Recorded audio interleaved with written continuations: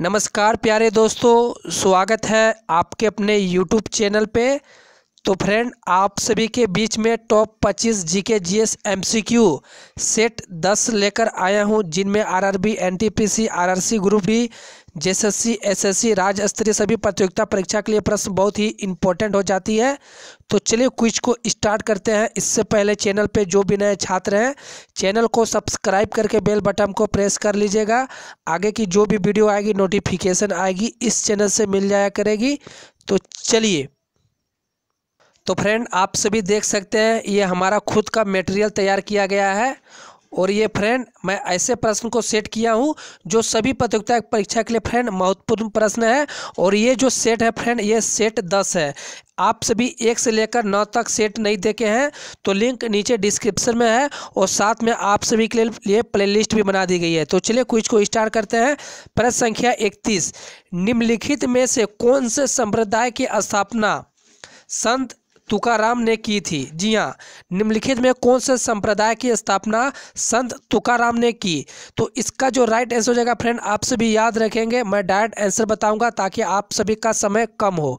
इसका जो right answer हो जाएगा ए, वारकरी संप्रदाय। इसका जो राइट आंसर हो जाएगा वारकरी संप्रदाय।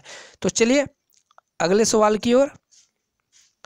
प्रश्न संख्या 32, बनी ठनी नामक प्रसिद्ध चित्रकीर्ति चित्रकला से संबंधित है। बनी ठनी नामक प्रसिद्ध चित्रकीर्ति किस चित्रकला से संबंधित है? तो इसका जो राइट आंसर हो जाएगा फ्रेंड, आप सभी याद रखेंगे, इसका जो राइट आंसर हो जाएगा किशनगढ़ चित्रकला। B is right answer. तो चलिए अगले सवाल की ओर। प्रश्न संख्या 33, सिंगे खब्बास किस प्रदेश का त्यौहार है? जी हाँ, सिंगे खब्बास किस प्रदेश का त्यौहार है? तो इसका जो राइट आंसर हो जाएगा Jammu Kashmir. B is right answer. तो चलिए अगले सवाल की ओर। प्रश्न संख्या 34, पंडित जसराज किस घराने से संबंधित है? पंडित जसराज किस घराने से संबंधित है? तो इसका जो राइट आंसर हो जाएगा सी, मेवाती। इसका जो राइट आंसर हो जाएगा सी, मेवाती। तो चलिए अगले सवाल की ओर। प्रश्न संख्या 35, करगम किस प्रदेश का लोक नृत्य है? जी हाँ फ्रेंड, ये आरपीएफ कांस्टेबल पे आया हुआ प्रश्न है प्रीवियस ईयर पे। करगम किस प्रदेश का लोक नृत्य है? तो इसका जो राइट आंसर हो जाएगा डी, तमिलनाडु। इसका जो सही आंसर हो जाएगा तमिलनाडु। तो चलिए अगले प्रश्न की ओर। प्रश्न संख्या 36, भारतीय शास्त्रीय संगीत में ख्याल और तराना का संस्थापक कौन माने जाते हैं? जी हाँ, भारतीय शास्त्रीय संगीत में ख्याल और तराना के संस्थापक कौन माने जाते हैं? तो इसका जो राइट आंसर हो जाएगा अमीर खुसरो। सी इज राइट आंसर, अमीर खुसरो जी। तो चलिए अगले सवाल की ओर। प्रश्न संख्या 37, निम्नलिखित में से किसने अग्निवीणा नामक प्रसिद्ध बंगाली पुस्तक लिखी? जी हाँ, निम्नलिखित में से किसने अग्निवीणा नामक प्रसिद्ध बंगाली पुस्तक लिखी? तो इसका जो राइट आंसर हो जाएगा फ्रेंड, आप से भी याद रखेंगे, Nazi Nazrul Islam. D is right. इसका जो राइट आंसर हो जाएगा, प्रसिद्ध जो बंगाली पुस्तक है अग्निवीणा, वह नाजी नजरुल इस्लाम ने लिखी है। ठीक है, तो चलिए अगले प्रश्न की ओर। प्रश्न संख्या 38, भारत का सबसे बड़ा संग्रहालय कौन सा है? जी हाँ, पर भारत का सबसे बड़ा संग्रहालय कौन सा है? तो इसका जो राइट आंसर हो जाएगा, आप सभी याद रखेंगे, डी, आंध्र प्रदेश प्रादेशिक पुरातत्व संग्रहालय। जी हाँ फ्रेंड, आंध्र प्रदेश प्रादेशिक पुरातत्व संग्रहालय। तो चलिए अगले प्रश्न की ओर। और फ्रेंड, हमारी क्विज अच्छी लग रही है तो वीडियो को लाइक करके अपने दोस्तों पे शेयर करेंगे। आपका एक लाइक मुझे मोटिवेशन मिलती है। और साथ में आप सभी एक प्यारा सा कमेंट जरूर करें, क्विज कैसी लगी आप सभी। और मैं आप सभी को आज 30 जीके जीएस कराऊंगा, ठीक है, 60 नंबर तक, 31 से लेकर 60 तक। प्रश्न संख्या 39, निम्नलिखित में किसने पश्चिम बंगाल का राष्ट्रगान अमार सोनार बांग्ला लिखा? जी हाँ, निम्नलिखित में किसने पश्चिम बंगाल का राष्ट्रगान अमार सोनार बांग्ला लिखा? तो इसका जो राइट आंसर हो जाएगा रविन्द्रनाथ टैगोर। ठीक है, पश्चिम बंगाल का राष्ट्रगान अमार सोनार बांग्ला लिखा। तो फ्रेंड, इसका जो राइट आंसर हो जाएगा रविन्द्रनाथ टैगोर। तो फ्रेंड, मैं आप सभी को बता दूं, यहाँ पर हमारे जो टाइप राइटर हैं, यहाँ पर मिस स्टैंडिंग हो गई है। निम्नलिखित में से तो यहाँ पर फ्रेंड बांग्लादेश हो जाएगा। ठीक है, बांग्लादेश का जो फ्रेंड है राष्ट्रगान अमार सोनार बांग्ला है। ठीक है, बांग्लादेश का जो राष्ट्रगान है अमार सोनार बांग्ला, तो आप सभी याद रखेंगे उसका जो है राष्ट्रगान जो लिखे हैं रविन्द्रनाथ टैगोर जी। तो यहाँ पर पश्चिम बंगाल नहीं होंगे, बांग्लादेश हो जाएंगे, ठीक है। तो मिसटर्निंग हो गई है फ्रेंड, हमारा टाइप कर दो दोबारा। तो चलिए अगले प्रश्न की ओर। प्रश्न संख्या 40, केरल में बीसू नामक त्यौहार किस महीने में मनाया जाता है? केरल में बीसू नामक त्यौहार किस महीने में मनाया जाता है? तो इसका जो राइट आंसर हो जाएगा, आप सभी याद रखेंगे, सी अप्रैल में। और ये आरपीएफ एनसीएलटी पे प्रश्न आई हुई है प्रीवियस ईयर में।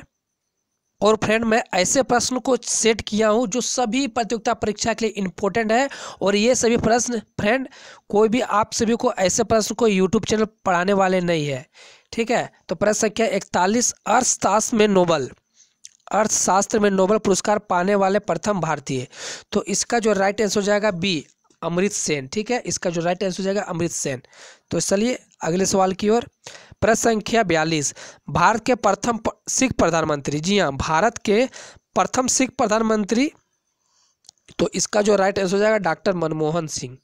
ए इज राइट आंसर, सिख के प्रधानमंत्री है। तो चलिए अगले प्रश्न की ओर।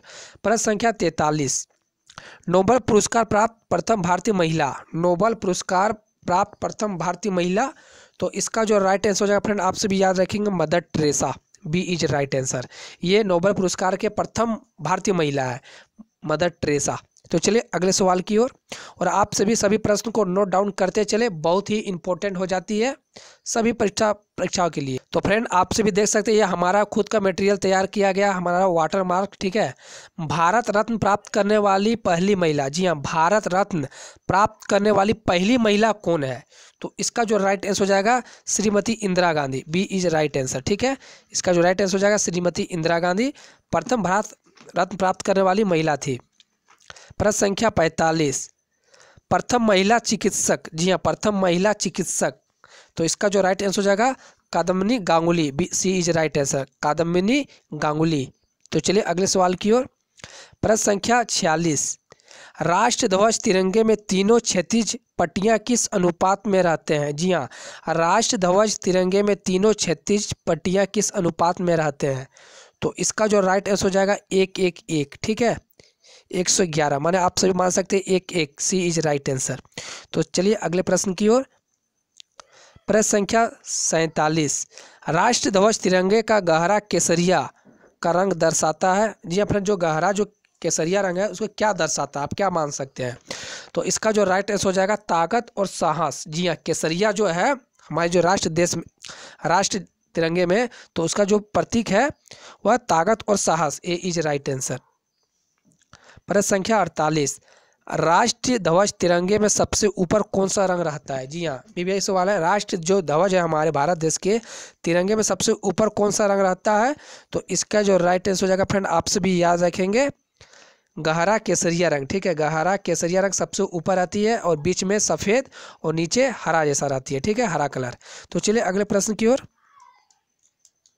प्रश्न संख्या 49, राष्ट्र ध्वज तिरंगे में बीच में कौन सा रंग रहता है? जी हाँ फ्रेंड, राष्ट्र बीच में, जैसे मैंने अभी पिछले आप सभी को क्वेश्चन बताया, तो इसका जो राइट आंसर है ए सफ़ेद, और सबसे जो नीचे है वो हरे कलर के हो जाएंगे, ठीक है। तो ये नॉर्मल क्वेश्चन है फ्रेंड। और प्रश्न संख्या 50, प्रश्न संख्या 50, राष्ट्र ध्वज तिरंगे में सबसे नीचे रंग कौन सा रहता है फ्रेंड? इसका राइट आंसर हो जाएगा बी, हरा रंग, ठीक है। तो चलिए अगले प्रश्न की ओर।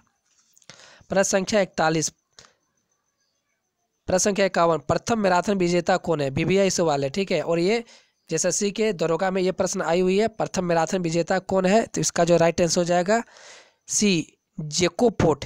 इसका जो राइट आंसर हो जाएगा सी, जैको फोर्ट। तो चलिए अगले सवाल की ओर। प्रश्न संख्या 52, 261 ईसा पूर्व सम्राट अशोक के कलिंग विजय के पश्चात क्या किया? जी हाँ, 261 ईसा पूर्व सम्राट अशोक ने कलिंग विजय के पश्चात क्या किया?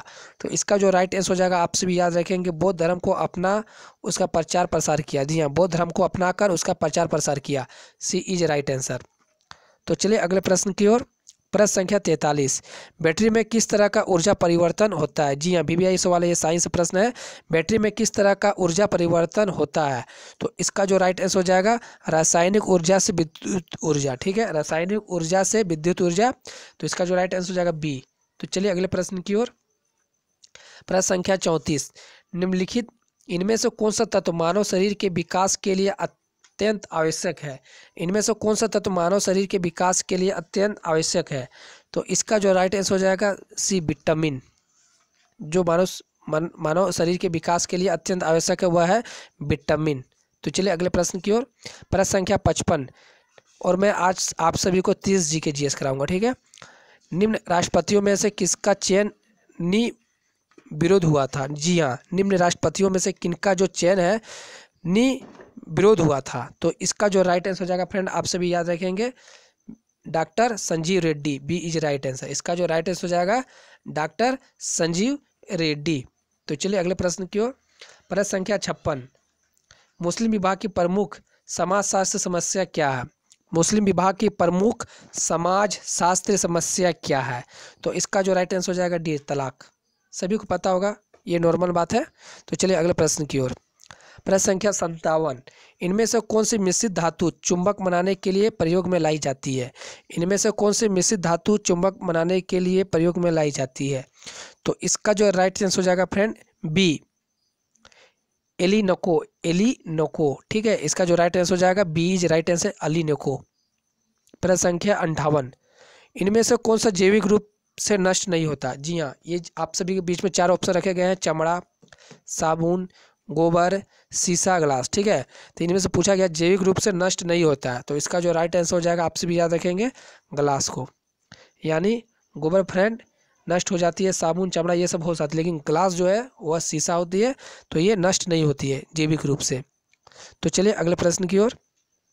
प्रश्न संख्या 59, संगठन का उच्चतम स्तर कौन सा है? जी हाँ, संगठन का उच्चतम स्तर कौन सा है? तो इसका जो राइट आंसर हो जाएगा friend biosphere. D is right answer, biosphere. तो चलिए आखिरी प्रश्न आप सभी के बीच में, और ये इंपॉर्टेंट है।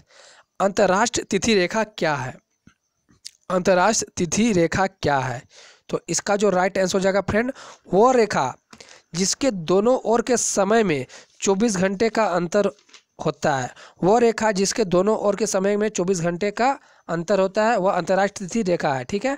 तो फ्रेंड हमारी क्विज अच्छी लगी तो वीडियो को लाइक करें, दोस्तों पे शेयर करें, और चैनल पे नया है तो सब्सक्राइब करके बेल बटन को प्रेस कर ले। मिलते हैं अगले क्लास में, तब तक के लिए धन्यवाद। जय हिंद, जय भारत।